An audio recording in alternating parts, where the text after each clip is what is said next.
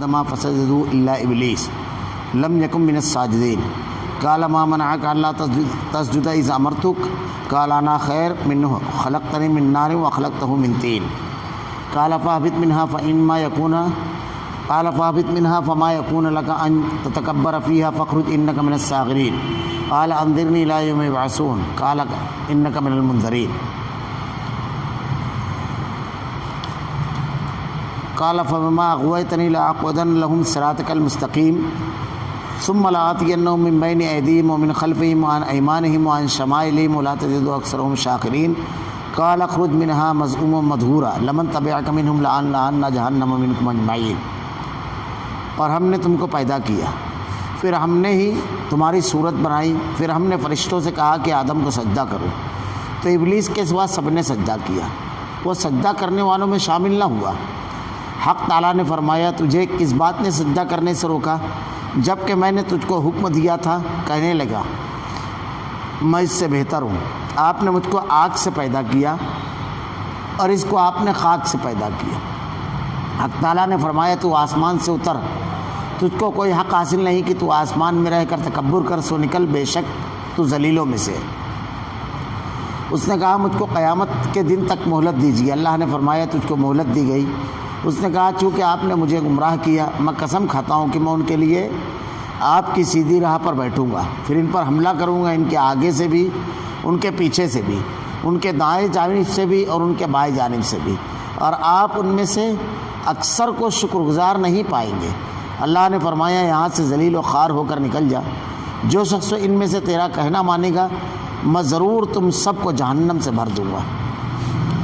وَلَقَدْ خَلَقْنَاكُمْ ثُمَّ صَوَّرْنَاكُمْ ثُمَّ قُلْنَا لِلْمَلَائِكَةِ اسْجُدُوا لِآدَمَ فَسَجَدُوا إِلَّا إِبْلِيسَ لَمْ يَكُن مِّنَ السَّاجِدِينَ۔ اور ہم نے تم کو پیدا کیا اور پھر ہم نے تمہاری صورت بنائی، پھر ہم نے فرشتوں سے کہا کہ آدم کو سجدہ کرو، تو ابلیس کے سوا سب نے سجدہ کیا، وہ سجدہ کرنے والوں میں شامل نہ ہوا۔ اللہ رب العالمین نے پہلے انسان حضرت آدم علیہ السلام کی تخلیق اور اس کو پیدا فرمانے کا ذکر ہو، اور اس کے ساتھ جو واقعات ہوئے اس کے بارے میں کچھ چیزیں یہاں پر بیان فرمائی۔ سب سے پہلی چیز کہ ہم تمام کا، اس پوری کائنات کا خالق و مالک، سب کا بنانے والا، پیدا کرنے والا اکیلا اللہ رب العالمین ہے۔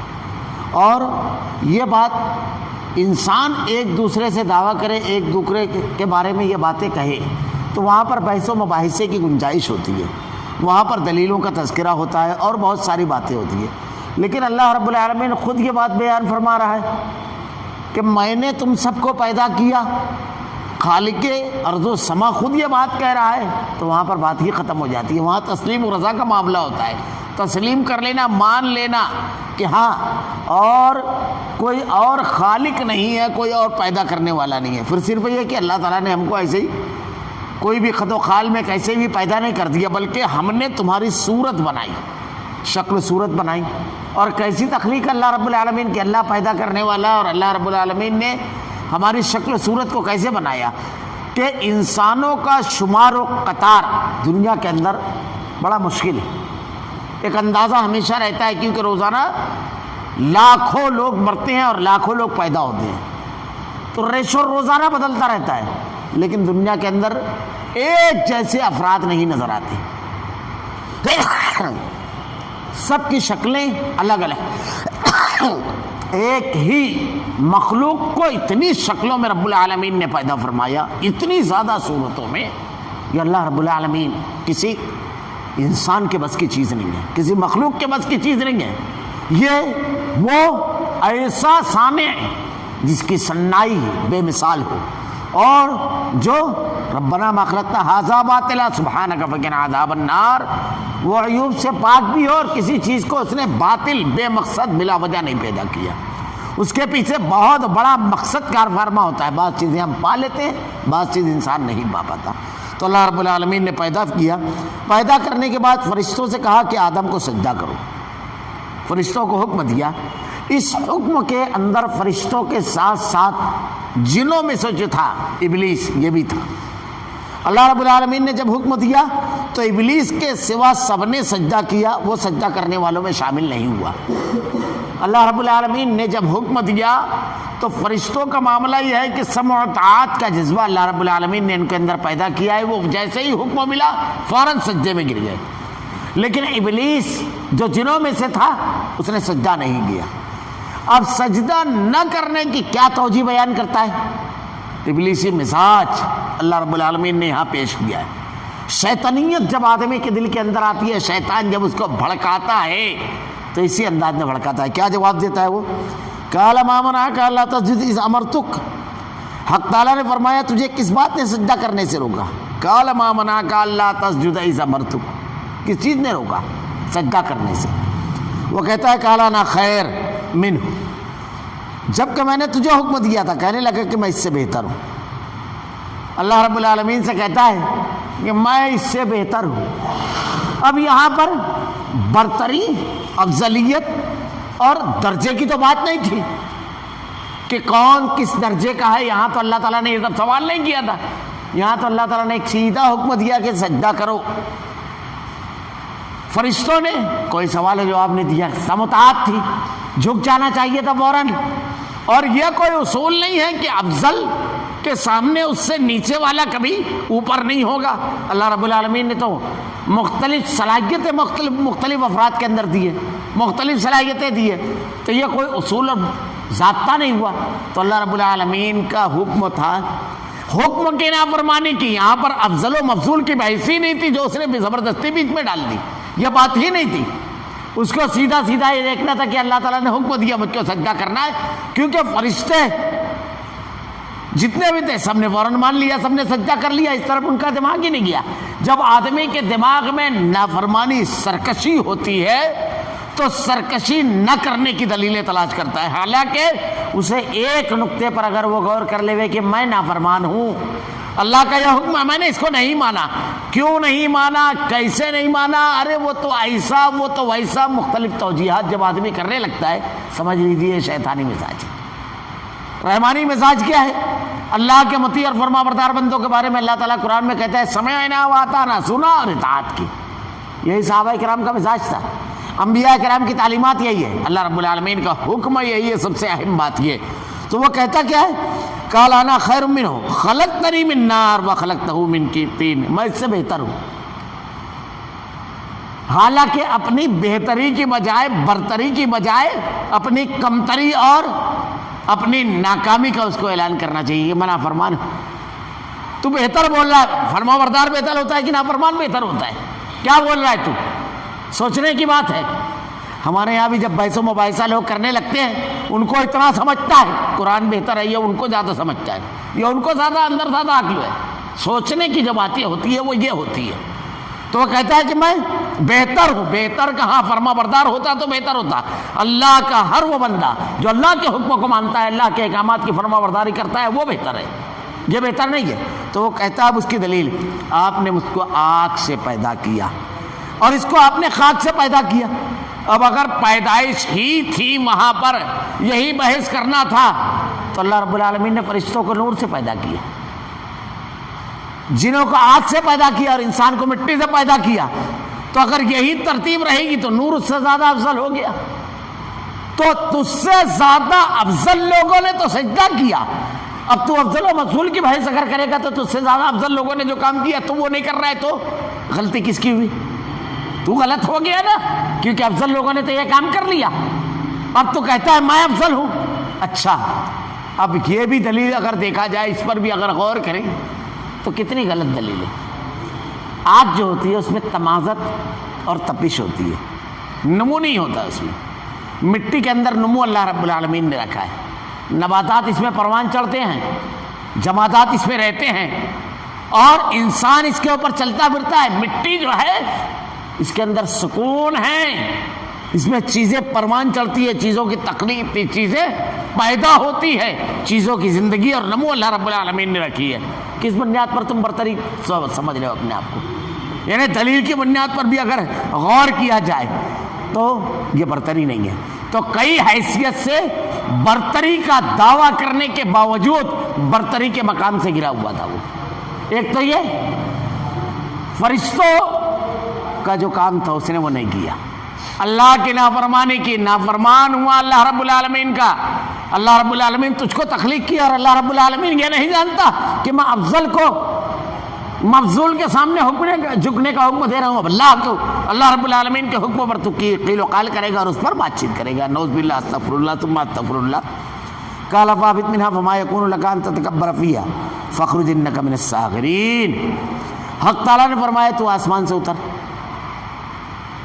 ساری کائنات اسی کی ہے، فرما برداری کی وجہ سے وہاں تک پہنچا تھا، اب اترنے کی وجہ کیا ہو گئی؟ نافرمانی۔ اب یہ بتائیے افضلیت اور مفضولیت کہاں گئی؟ تو نے جو کام نہیں کیا اللہ رب العالمین کے نزدیک، اللہ رب العالمین کے نزدیک وہ شخص ہو، اللہ رب العالمین کا فرما بردار جو ہے، جو متقی ہے، وہ اللہ کے یہاں عزت والا ہے۔ اللہ تعالیٰ نے قرآن میں ارشاد فرمایا ہے بندوں کے بارے میں، وَجَعَلْنَاكُمْ شُعُوبًا وَقَبَائِلَ لِتَعَارَفُوا، ہم نے تم کو مختلف برادریوں میں بانٹ دیا اس لیے کہ ایک دوسرے کو پہچانو۔ ہمارے یہاں بعض لوگ جہالت کی بنیاد پر، اللہ کے نبی نے کہا تم جہالت کی، یعنی جو کچھ چیزیں ہیں تو اس میں سے ایک چیز یہ بھی ہے نسب پر فخر کرو گے، تو بعض لوگ نسب پر فخر کرتے ہیں، یہ جہالت ہے۔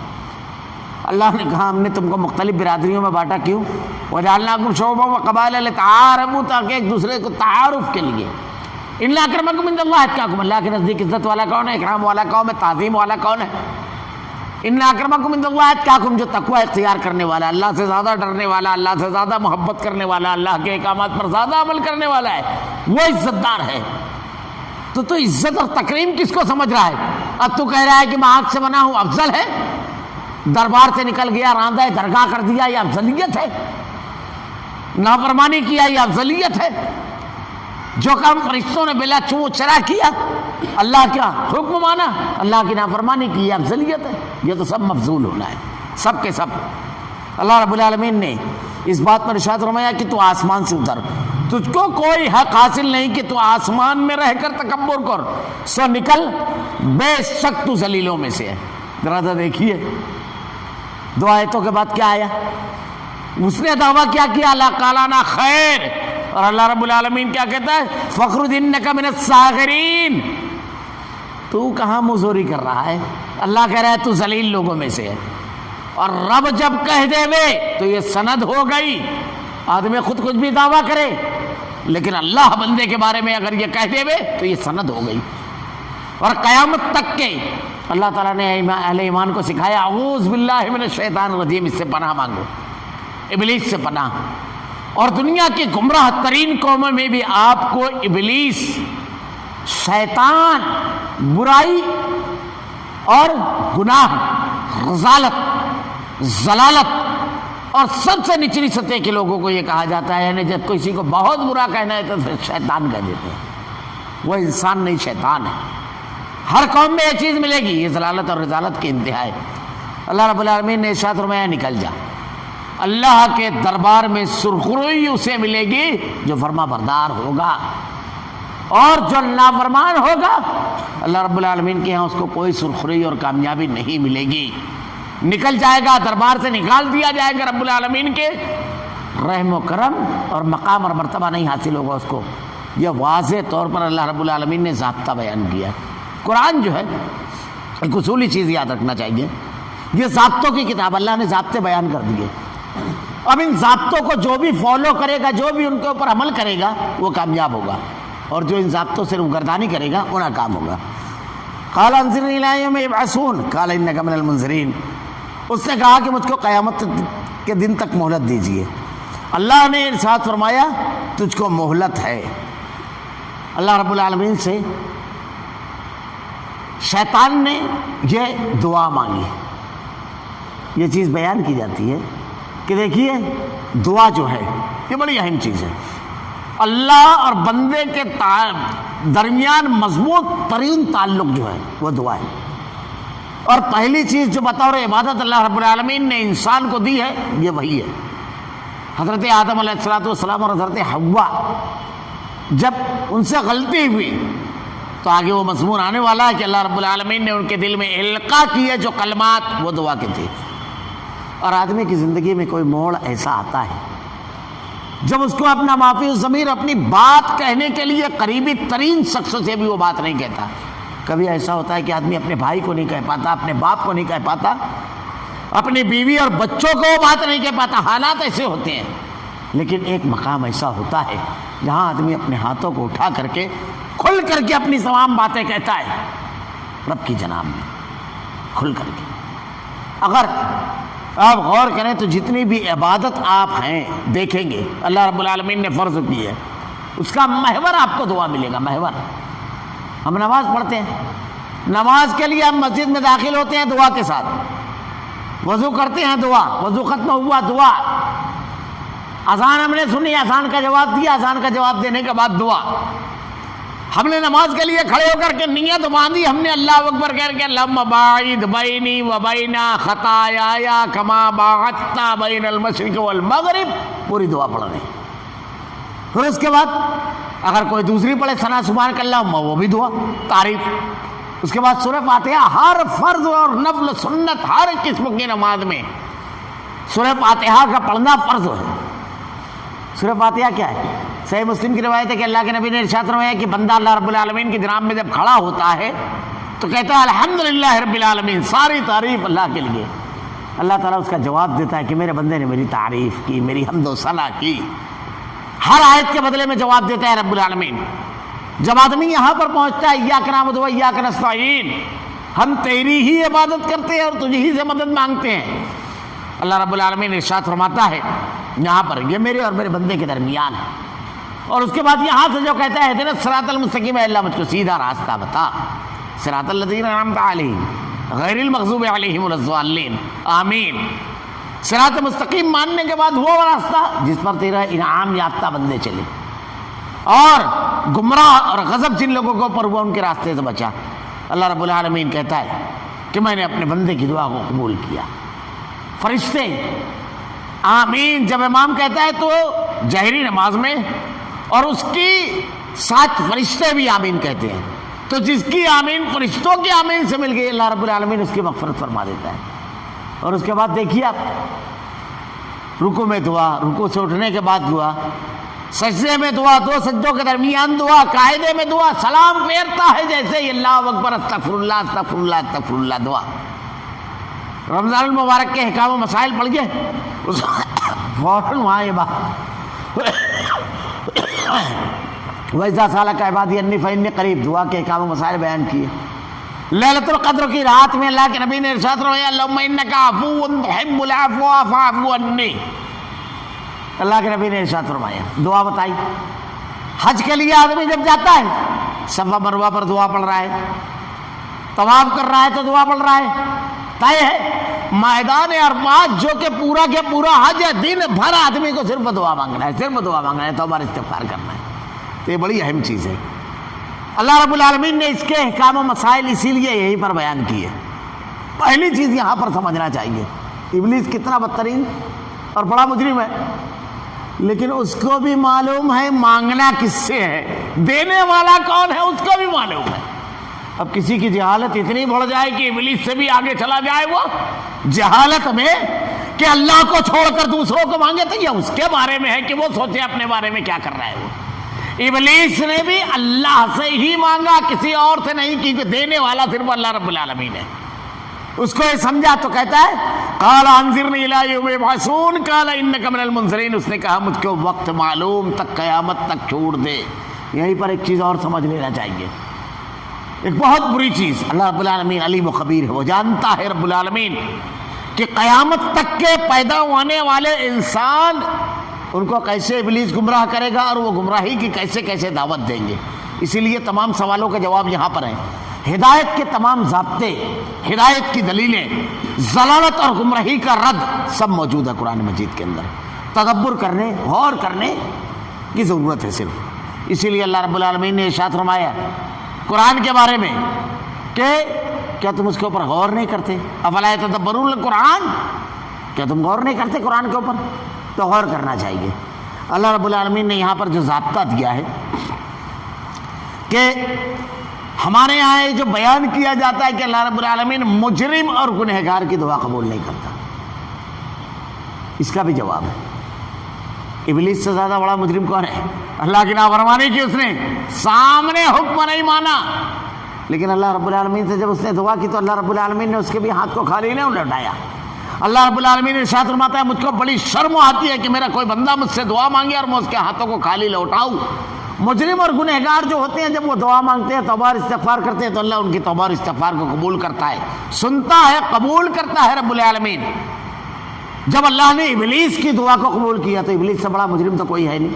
یہ بالکل غلط فلسفہ ہے کہ اللہ مجرم اور گنہگاروں کو کی دعا کو قبول نہیں کرتا. علامہ احسان اللہ ظہیر رحمہ اللہ نے بڑی پیاری ایک مثال دی ہے لوگوں کو سمجھانے کے لیے، اور اسی میں تھوڑا سا لفظوں کا اضافہ کر لیجئے.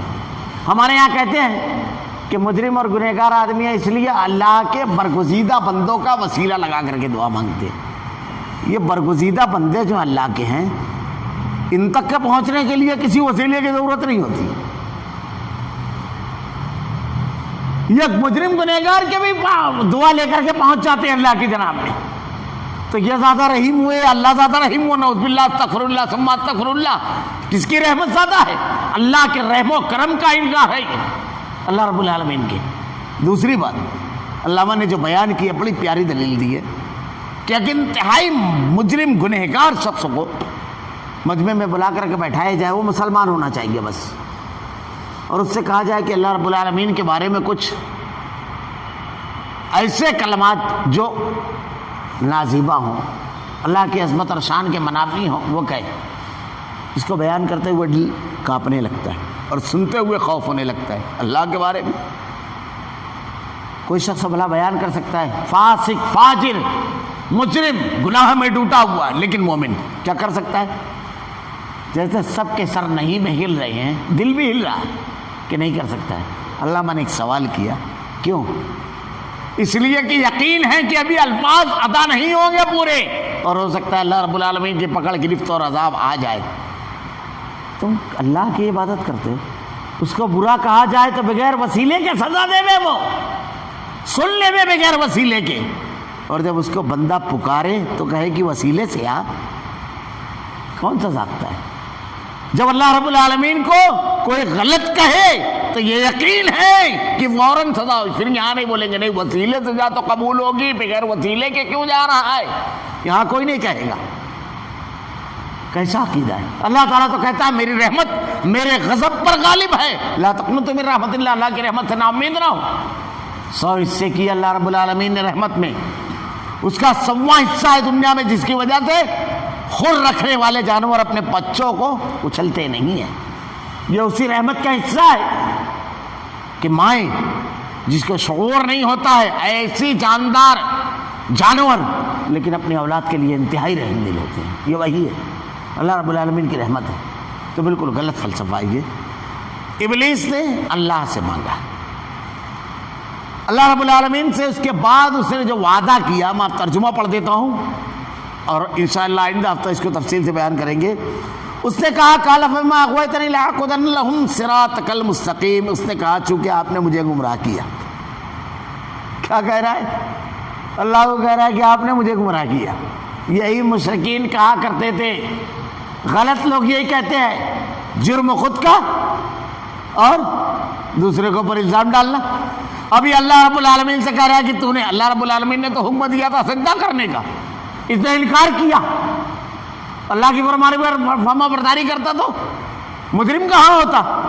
اس نے تو اپنی انا چلائی، اپنی مرضی چلائی، اپنا دماغ چلایا، مس یوز، غلط استعمال کیا اس کا. لیکن کیا کہہ رہا ہے؟ یہی مشرکین بھی کہتے تھے، میں قسم کھاتا ہوں میں ان کے لیے آپ کی سیدھی راہ پر بیٹھوں گا، اہل ایمان کے لیے. قسم کھائی اللہ کی جناب میں. قیامت تک چھوٹ مل گئی. اب تو کیا کام کرے گا قیامت تک کے شیطان؟ رحمان کے بندوں کے راستے پر بیٹھے گا. وہ اپنا کام بھی بیان کر دیا. یہاں پر بڑی زبردست بحث ہے، انشاءاللہ میں آئندہ ہفتہ کروں گا وہ. پھر ان کا حملہ، ان کے اوپر حملہ کروں گا، ان کے آگے سے بھی اور ان کے پیچھے سے بھی، ان کے دائیں اور بائیں جانب سے بھی. آپ ان میں سے اکثر کو شکر گزار نہیں پائیں گے. یعنی شیطان کے حملے کے شکار ہونے والوں کی کثرت رہے گی. اور جو لوگ اس کا شکار ہو جائیں گے، اللہ نے ان کے بارے میں فیصلہ سنا دیا. کیا؟ اللہ نے فرمایا یہاں سے ذلیل و خوار ہو کر نکل جا. اور جو شخص ان میں سے تیرا کہنا مانے گا میں ضرور تم سب سے جہنم کو بھر دوں گا. ان کا ٹھکانہ کیا ہوگا؟ جہنم ہوگا. اس کے تفصیلات انشاءاللہ العزیز آئندہ ہفتہ بیان کروں گا کہ اس نے یہ جو وعدہ کیا اور وہ کس طریقے سے شیطان انسان کے اوپر حملہ آور ہوتا ہے اور پھر ان کا انجام کیا ہونے والا ہے. اللہ رب العالمین سے دعا ہے کہ رب العالمین ہمیں تیرے کلام کی آیتیں اور تیرے نبی کے احکامات پر عمل کرنے کی توفیق دے. رب العالمین شیطان کا وعدہ ہے لیکن رب العالمین تیرا سچا وعدہ ہے, تو اپنے نیک بندوں کی حفاظت فرمائے کہ رب العالمین ہماری حفاظت فرما. الہ العالمین ہمارا خاتمہ ایمان پر فرما. رب العالمین تیرے کلام کی آیتیں اور تیرے نبی کی حدیث کو ہمارا کردار و عمل بنا دے, ہمارا خاتمہ ایمان پر فرما. ربنا لا تزغ قلوبنا بعد إذ هديتنا وهب لنا من لدنك رحمة إنك أنت الوهاب. سبحانك اللهم وبحمدك أشهد أن لا إله إلا أنت أستغفرك وأتوب إليك. آج مجھ پہ ذرا سے